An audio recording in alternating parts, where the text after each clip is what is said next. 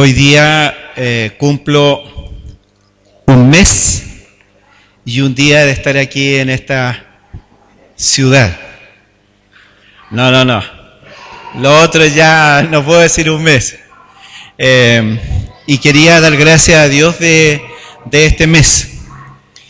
Hay metas personales que uno se hace y yo a esta altura me hubiera gustado alcanzar a muchas más personas de las que he alcanzado. Pero tengan paciencia, llegaré donde usted está para compartir.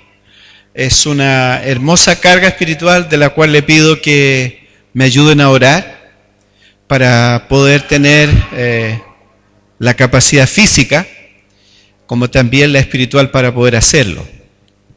Algunos saben que yo sufro de angina inestable.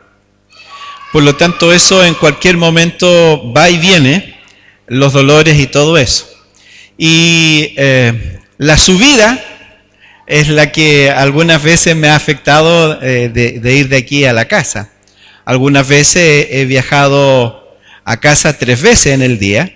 Las piernas ya están robustas, estoy atleta y todo eso, pero es el corazón el que de repente ha habido problemas. No siempre, solamente que uno aprende a conocerse y sabe cuándo tiene que dosificar y cuándo tiene que desacelerar, ¿cierto?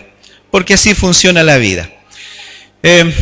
Por eso quería decir gracias también a los hermanos que participaron el miércoles y a aquellos que no pudieron hacerlo, hubieron llamados telefónicos y cosas así por el estilo para poder estar juntos en ese día.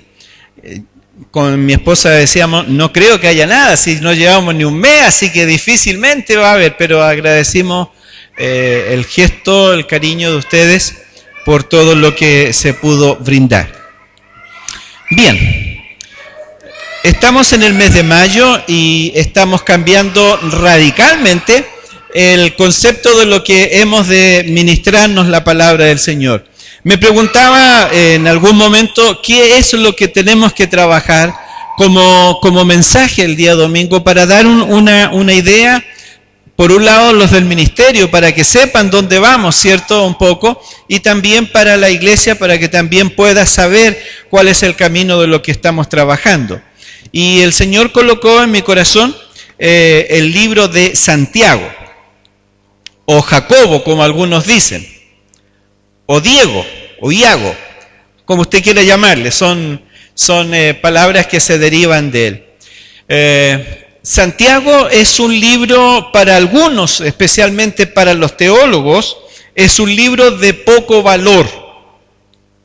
Incluso el gran reformista Martín Lutero, cuando se refirió a él, en comparación con el libro de Romanos, él dijo, esto es pura paja molida. No hay consistencia, no hay doctrina fundamental. Obviamente que cuando uno lee el libro de Romanos queda tremendamente impresionado por las doctrinas, las grandes verdades que él dice. Santiago no tiene esas grandes verdades teológicamente hablando. Por eso algunos lo han llamado simplemente como un libro sin importancia. Pero Santiago tiene mucha validez en nuestro tiempo. Incluso yo diría que hay más de algún texto que usted se sabe de memoria, porque tiene validez y contingencia en el día de hoy. Es como un libro que de repente uno tiene algunas dudas y él nos va a responder. Incluso algunos han hablado de su forma literaria o su estructura y su lenguaje, le han llamado como el libro de Proverbios del Nuevo Testamento, porque son citas cortas, énfasis corto y da a entender exactamente lo que se quiere. Para mí, el libro de Santiago, entre otras valideces que tienen, está en que su objetivo primariamente es alentar al pueblo de Dios. Traer aliento, alentar a los creyentes, especialmente estamos hablando de judíos, a los cuales ellos están, judíos cristianos, que estaban sufriendo las adversidades por haber entregado su vida a Cristo. Tal vez nosotros no vivimos en ese contexto de penalidades, de sufrimientos que ellos estaban viviendo, pero sí nosotros tenemos las dificultades de las pruebas de la vida. Y las grandes preguntas que se hacen los cristianos es, ¿por qué me está pasando esto? Santiago tiene respuesta a eso. Aún más, el libro de Santiago nos va a ayudar a corregir ideas erróneas con respecto a la fe salvadora. Vamos a encontrar que hay cristianos creyentes que piensan que la fe salvadora es una fe pasiva. Pero Santiago dice que la fe debe ser activa. Y ahí en ese sentido algunos hablan que hay una contradicción entre Santiago y Pablo. Porque Pablo dice que nosotros somos salvos no por obras. Y aparentemente Santiago dice que hay una evidencia de obras como importante y necesaria.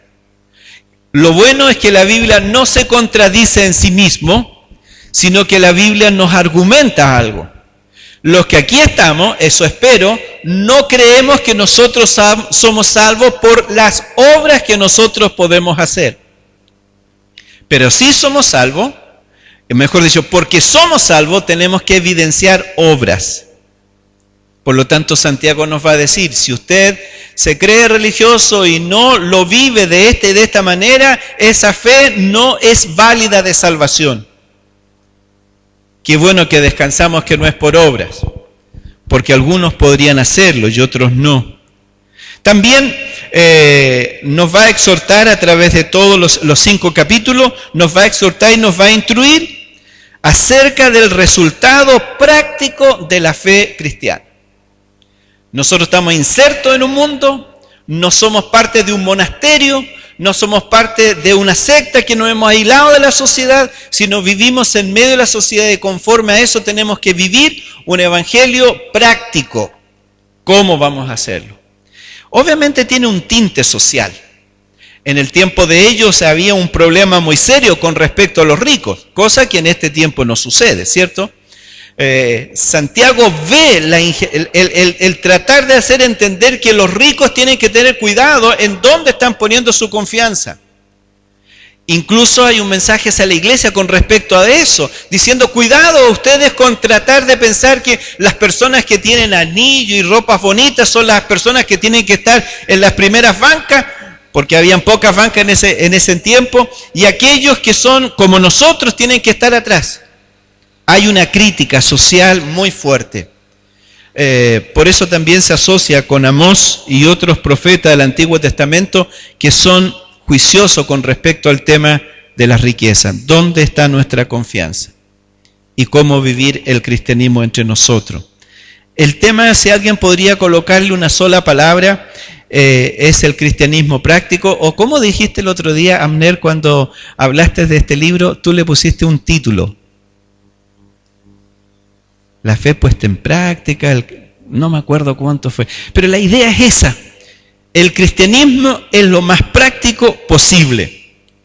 Vamos viendo. El autor dice Santiago, obviamente, pero habían 3 o 4 Santiago en el Nuevo Testamento, pero todo se resume y se va focalizando que ese Santiago es hermano carnal del Señor Jesucristo. Sabemos que los hermanos de Jesús se convirtieron, ¿en qué tiempo? ¿O después de qué? Después de la resurrección. Después de la resurrección, recuerda que decía por ahí en los evangelios que los hermanos de Jesús no andaban y como que lo cuestionaban un poco, pero después que se resucitó Jesucristo ellos creyeron, aceptaron lo que ellos habían vivido, aceptaron y tal vez por primera vez recordaron lo que había pasado con Jesús desde siempre y lo aplicaron y entendieron. Y junto con eso, Santiago llegó a ser uno de los pilares fundamentales de la iglesia en Jerusalén. Tal fue la conversión que ellos tuvieron, que estuvieron ahí. Y en el libro de los Hechos sabemos que la madre y los hermanos de Jesús estuvieron allí en Pentecostés y vivieron la expresión común de lo que estaban viviendo allí, todo eso. Santiago, por lo tanto, era el hermano carnal de Jesús. Pero él no usa ese rango sanguíneo para decir, yo soy hermano de él. Como que si eso le ayudara a crear bono. Se habla de Santiago, que fue una persona, un hombre de mucha fe. Un hombre que vivía una fe maravillosa. Incluso hay algunos comentaristas que hablan de que Santiago tenía un seudónimo, tenía un apodo. No sé si alguien de los que está acá recuerda el apodo que tenía Santiago. Era por la práctica de lo que él hacía. Le llamaban rodillas de camello. Ahora, ¿por qué cree usted que le llamaban rodillas de camello? No era porque tenía una deformación en su rodilla, sino por el tiempo que ese hombre pasaba en oración. No, cuando nosotros nos acercamos a un hombre que transmite fe, a un hombre que el solo estar cerca de él nos motiva a la fe, que nos motiva a la oración, que nos motiva a una vida de consagración. Cuando lo vemos, no solamente lo oímos, sino lo vemos en la práctica, todos nosotros queremos estar cerca de él. Y durante 5 domingos, pero no todos, bueno, el último domingo de este mes vamos a hacer un cambio, 5 domingos que vamos a estar al lado de un hombre que vale la pena escuchar. 5 semanas que usted va a tener el privilegio de estudiar, leer en la casa el mensaje que Dios tiene, porque cada domingo vamos a tratar un capítulo del libro de Santiago. Y cuando lleguemos va a ser muy fácil, porque el Espíritu Santo nos va a mostrar lo que el Señor tiene para nosotros. Por eso lo hemos anunciado, por eso nuestra hermana Nori lo dijo allí en el boletín. Vamos a trabajar Santiago.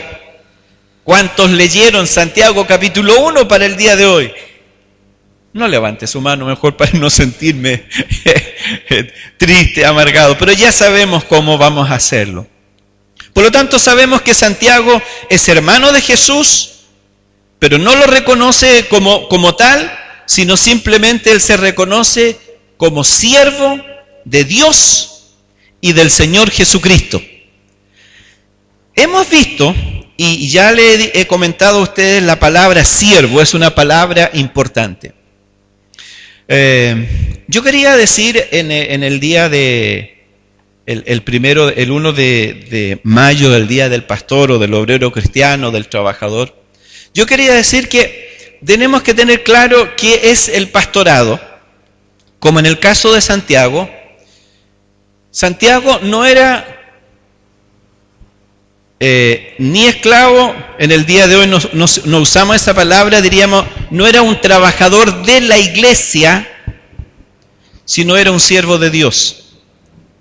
Y todos aquellos que han sido llamados al pastorado o al ministerio, deben lealtad a la iglesia, en el buen sentido de la palabra, pero sujeción y sometimiento al hacedor de la iglesia, al hacedor del llamado.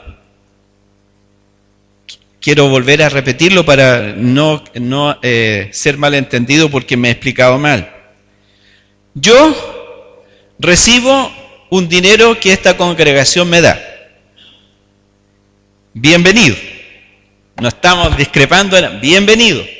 Pero eso no me hace estar sujeto a la decisión de la iglesia. Me hace estar siempre reconociendo que Jesucristo es mi patrón. Espero que ser entendido. Santiago dice, yo soy siervo, no de un grupo, sino de Cristo. Así eres tú, amado. Si tú has recibido un llamado, si tú tienes un ministerio, tu primera responsabilidad es sujetarse y someterse a Jesucristo. Y obviamente, Jesucristo no está en la estratosfera. Jesucristo se plasma entre los hermanos. Y como hermanos nosotros tenemos que tener esta condición también de ser siervo. Ser siervo de Dios y de Jesucristo requiere obediencia absoluta, total e incondicional. Hubo una vez un pastor, en una conversación pastoral que de repente hacemos, que él tuvo que decidir si predicaba lo que en su corazón había o predicaba lo que el cuerpo de diácono le decía que predicara. No creo que deba haber ese tipo de dudas. como tampoco deberá haber ese tipo de exigencias. Esperamos, obviamente, que estemos hablando de alguien que está hablando de la sana doctrina. Esperamos que estemos hablando de alguien que esté enmarcado en lo que nosotros consideramos fundamental de la palabra de Dios. Santiago lo entendió, su obediencia era absoluta y total e incondicional, porque la palabra siervo tiene ese concepto. Requiere también humildad, porque cuando nosotros somos considerados siervos no tenemos ninguna pretensión. No hay pretensión para los siervos, no hay privilegios, sino el siervo solamente ve los deberes. No hay derechos, sino simplemente ve obligaciones. Ese es el siervo. Para poder aceptar la condición de siervo, tenemos que pensar en la obediencia absoluta, tenemos que pensar en una humildad absoluta y también una lealtad absoluta. Para que todo cuanto la persona haga como siervo sea solo para honrar a Jesucristo. Una de las palabras que Jesús dijo y destruye toda pretensión humana es cuando Él dice, después que hagas todo lo que tienes que hacer, siervo, inútiles son. Si tú lo haces todo para honra y gloria de Dios, van a haber beneficios y se va a ver el resultado. Y qué rico que se ven resultados de lo que hacemos para que Dios sea glorificado.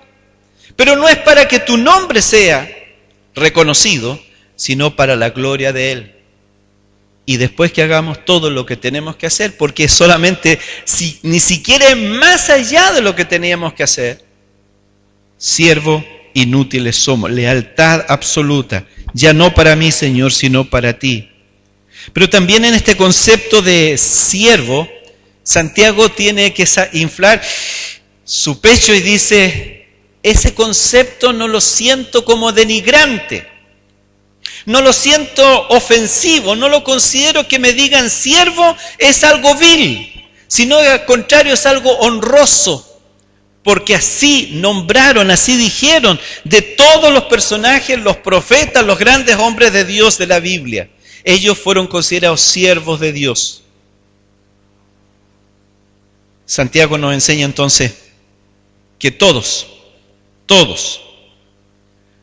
diferentes dimensiones de la labor que tenemos que hacer, pero todos los que aquí estamos somos calificados siervos de Jesucristo, porque hemos sido comprados a precio de sangre.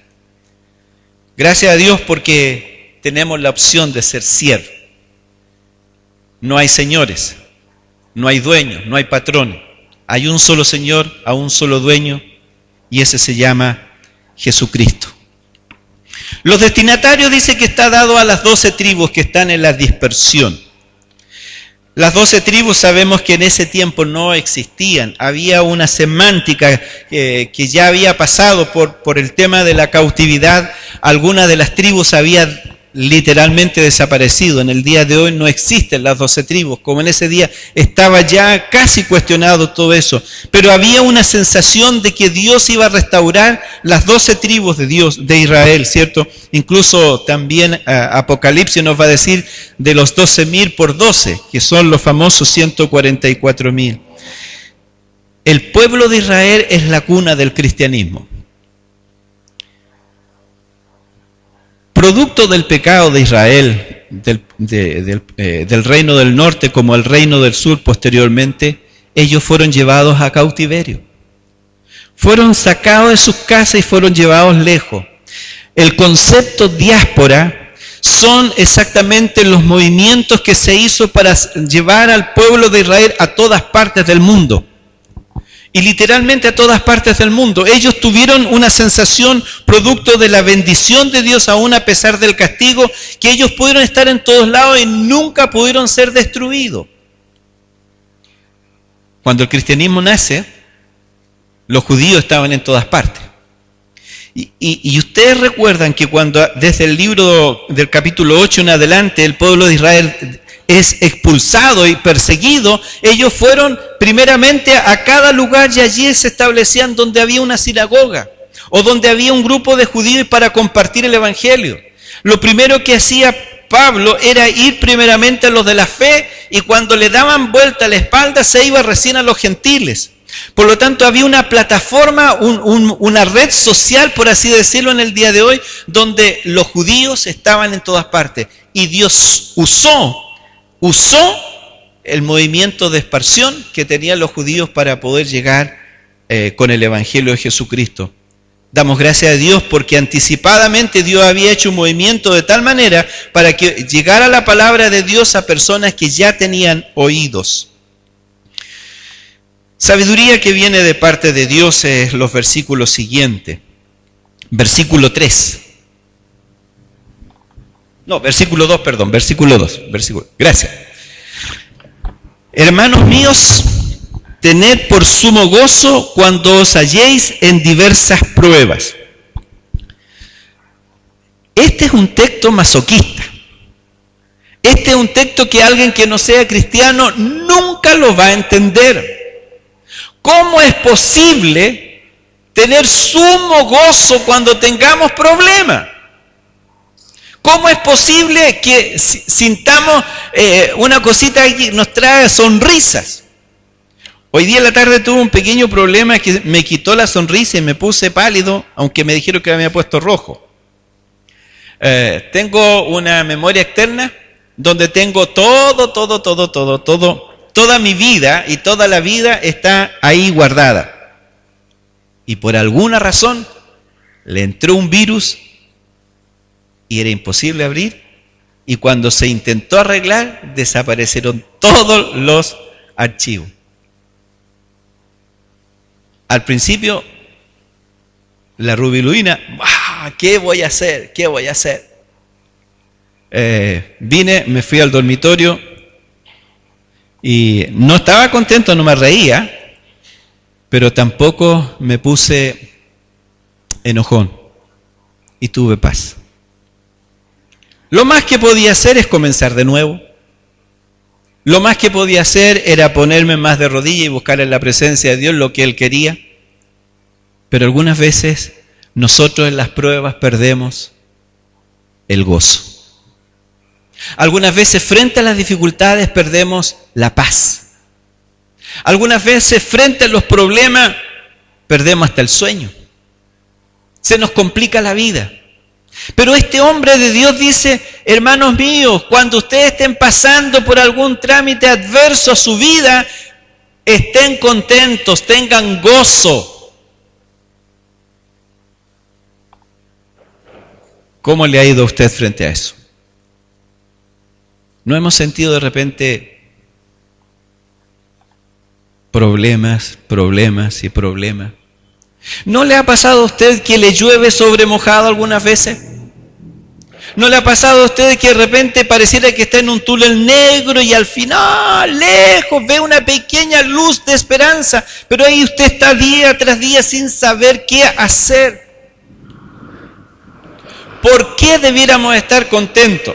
O mejor dicho, gozosos, no contentos. ¿Por qué debiéramos estar gozosos? Hay varias razones por las cuales podemos estar gozosos. La primera es porque Dios está a nuestro lado y Él dijo que nunca nos iba a dejar. Gracias por ese amén. ¿Usted lo sabe?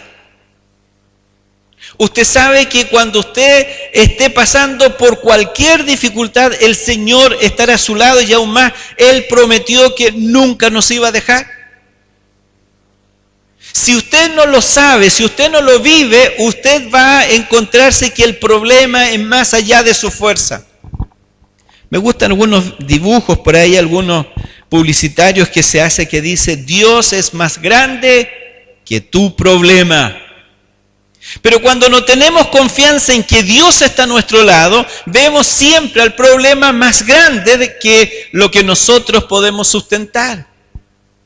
Vemos a ese problema que nos va a aplastar, que nos va a destruir.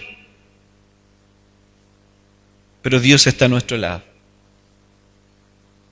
Isaías dice, cuando pases por los ríos,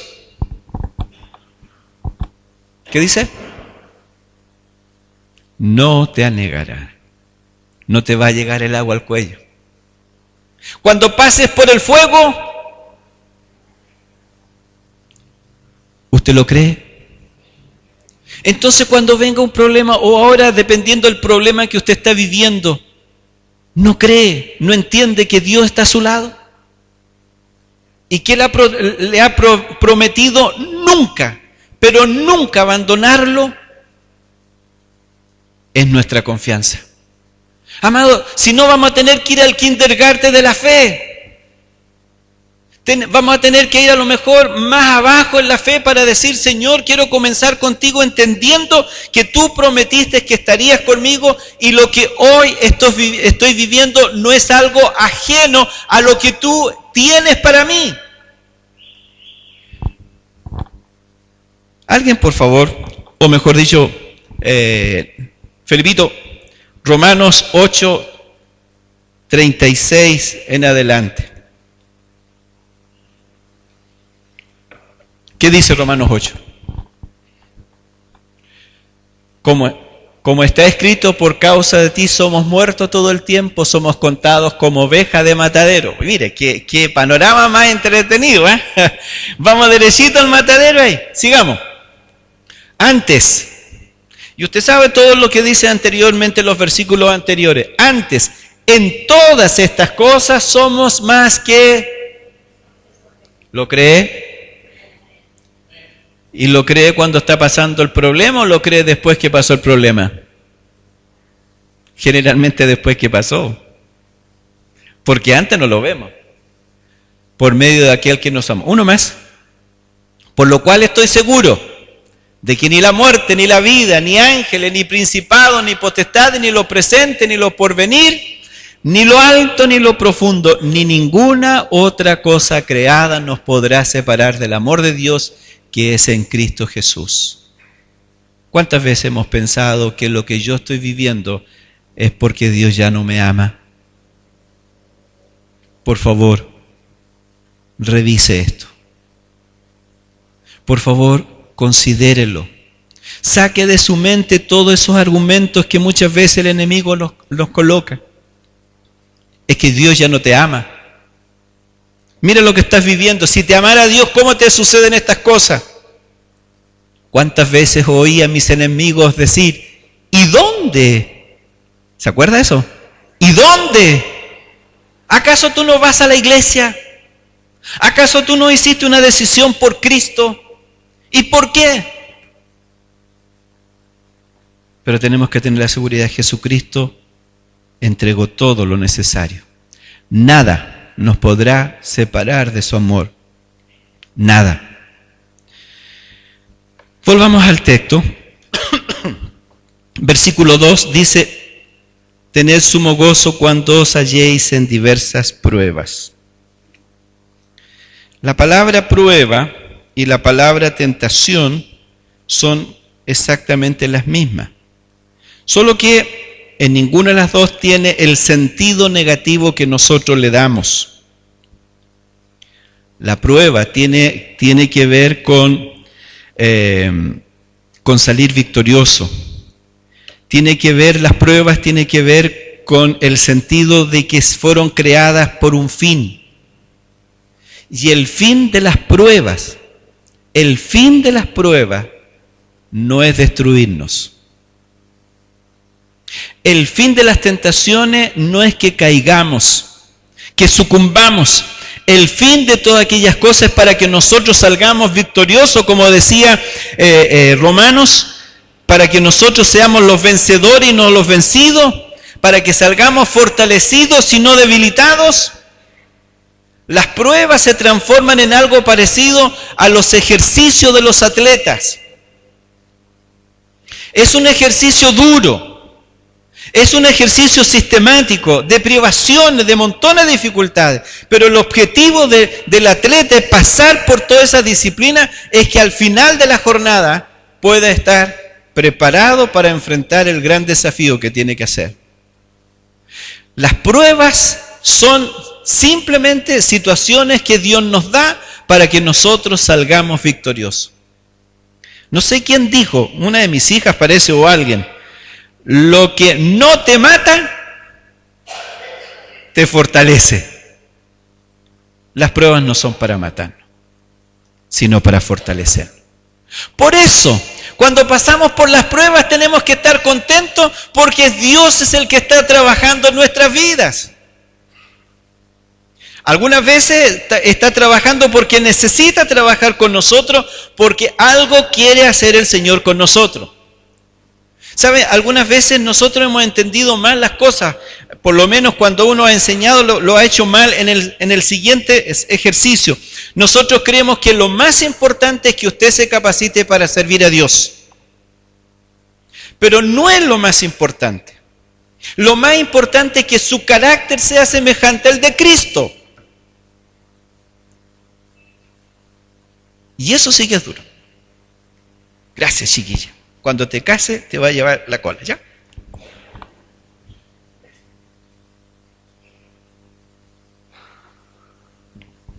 ¿Vio la diferencia? No queremos profesionales en cualquier área. Queremos creyentes que sean del mismo carácter de Cristo. No es más el carácter de Cristo formado en nosotros. Y es eso lo que Dios quiere. Todas las cosas que están trabajándose en nuestras vidas tienen que ver con lo que Dios quiere hacer con nosotros. Todas. Nuestro carácter, nuestro temperamento, nuestras actitudes tienen que ser domesticadas para que Él sea trabajando con nosotros. La finalidad de la prueba es que nosotros seamos purificados de toda impureza. Puesta a prueba nuestra fe para que sea más brillante que cualquier metal, para que salgan todas las impurezas. Eso es lo que está haciendo el Señor con nosotros y eso es lo que quiere hacer. Crear una obra de arte. Sabemos de la imagen del alfarero, que ahí está el diseñador que tiene un modelo en su mente y está ese barro que está en sus manos y de repente tiene que ver algo que no sirve, que no ayuda, viene y lo saca. Es la imagen de ese viñero que corta las ramas de la vid para que produzca más. Ninguna de las 12 es algo que nos agrada, porque tiene que ver con situaciones personales, lo que Dios corta, lo que Dios quita de nosotros, porque Él quiere hacer algo maravilloso y presentarnos delante del mundo como su obra de arte. Los discípulos dijeron allí en el libro Los Hechos que ellos se sentían privilegiados por ser tenidos por dignos del Señor en medio de las pruebas. Las pruebas, por lo tanto, son elementos, instrumentos que Dios nos da. El resultado de las pruebas, en el siguiente, sabiendo que la prueba de vuestra fe produce paciencia. Uno más. Mas tenga la paciencia su obra completa. Aquí hay una buena palabra para nosotros. Algún día la obra estará completa. ¿Y eso no le da gozo? Algún día no tendría que pasar ninguna dificultad porque la obra será completa. ¿Sabe? Lo que a mí me ha llamado la atención es que cuando una persona está lista, cuando está completa, ¿sabe lo que pasa? El Señor se la lleva. No sé si será así o no, pero a los ojos de nosotros algunas veces pareciera que a algunas personas les falta mucho. Nos dice que dentro de esa obra completa nos va a hacer perfectos. Esa perfección tiene un fin determinado. Es la perfección del animal que es presentado en sacrificio, sin ninguna situación que no corresponde. Es cierto que la Biblia nos dice y la vivencia también nos dice que de repente nosotros colocamos el ritual por sobre la sensación. Uno de los problemas que el pueblo de Israel tuvo era que presentaban cualquier tipo de ofrenda. Lo que importaba era decir, presenté la ofrenda. Y ahí está Isaías cuando reclama, dice, ese tipo de ofrenda yo no la quiero. No quiero que me traigas una ofrenda que no la puede recibir otra persona. Pero ¿por qué me traes esas cosas que están malas, que están desperfeccionadas, que no tienen la dignidad? Lo que Dios quiere y lo que Dios espera de nosotros es que le entreguemos lo perfecto, lo mejor de lo que nosotros podamos entregar. Por eso Romanos dice que lo mejor que podemos entregar nosotros, ¿qué es en sacrificio? Nosotros mismos. Dios quiere que tú te presentes como lo mejor, como aquello que tú no te vas a avergonzar. Le presentas a Dios tu propia vida. En el Antiguo Testamento le presentaban el animal al sacerdote. Y el animal, si estaba con defecto, iba a ser rechazado, iba a pasar vergüenza. No, esto no sirve. Dios quiere que te presentes como lo mejor, como lo perfecto, que no haya nada que pueda ser avergonzado. Y puede ser presentado porque en Cristo nosotros podemos alcanzar esa perfección. Tenemos que ser completos. Debe ser completa la entrega. Debe ser íntegro en todas las áreas de la vida. Algunas veces nosotros dicen que los hombres tienen este problema, las hermanas no. Psicológicamente hablando dice que los hombres tenemos casillero. Un casillero para el trabajo, otro para la familia, otro para esto para lo otro. Pero la hermana dice que tienen un solo casillero y está todo. Cuando nosotros nos presentamos ante Dios, toda nuestra vida debe ser íntegra. Alguien podría decir, Dios solamente se mete en mi área espiritual. No tiene nada que ver con mi trabajo, no tiene nada que ver con mi familia, no tiene nada que ver con mis amigos. Si no está todo eso entregado en las manos de Dios, no sirve. Nuestro servicio, nuestra entrega tiene que ser completa. Y lo que me llama la atención es lo último. Sin que os falte cosa alguna.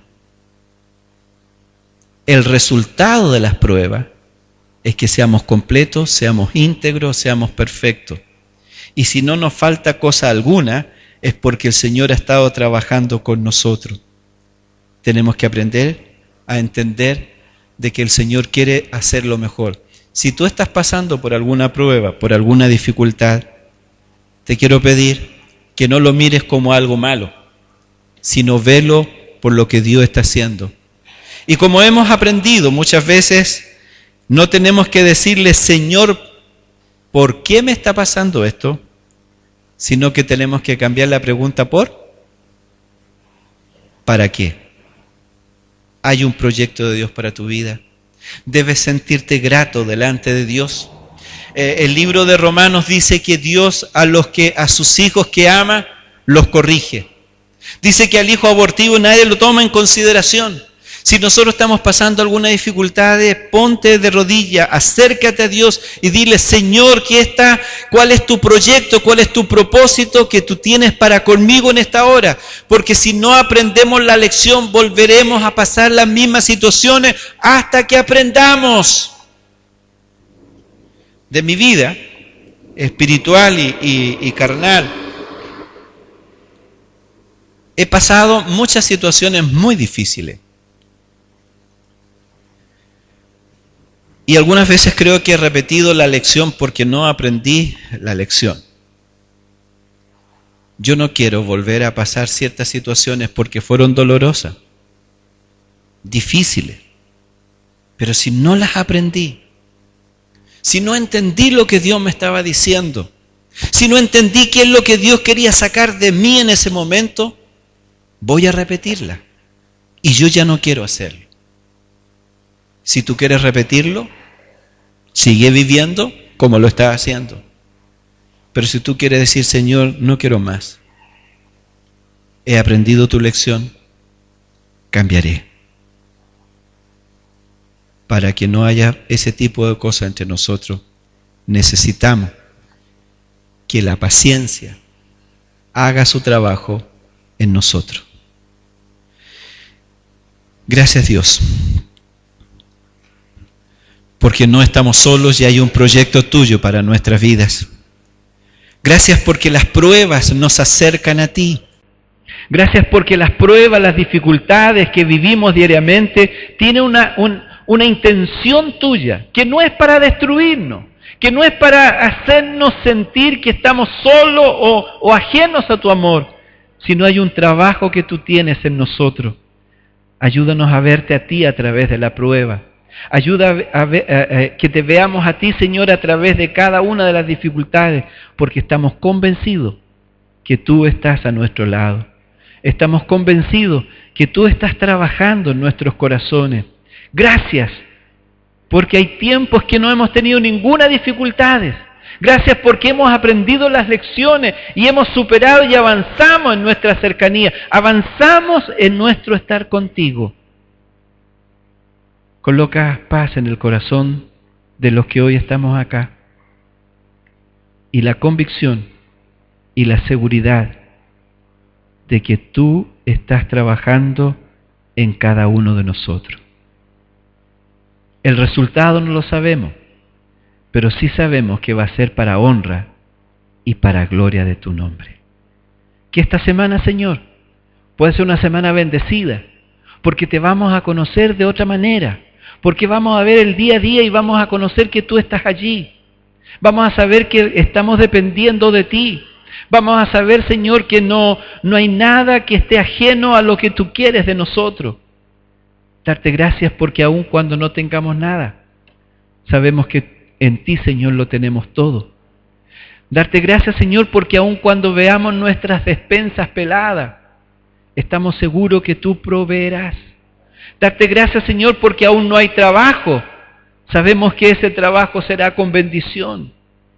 Te damos gracias porque a pesar de la enfermedad, sabemos, Señor, que tú eres nuestro doctor y podemos descansar. Gracias, Jesús. Gracias por infundirnos paciencia, sabiendo que pronto pasará, porque estamos contigo. Y será el camino más llano, será el camino más seguro, porque no nos sueltas, ni nosotros nos vamos a soltar de ti. Gracias, Jesús. Gracias, Jesús. Amén.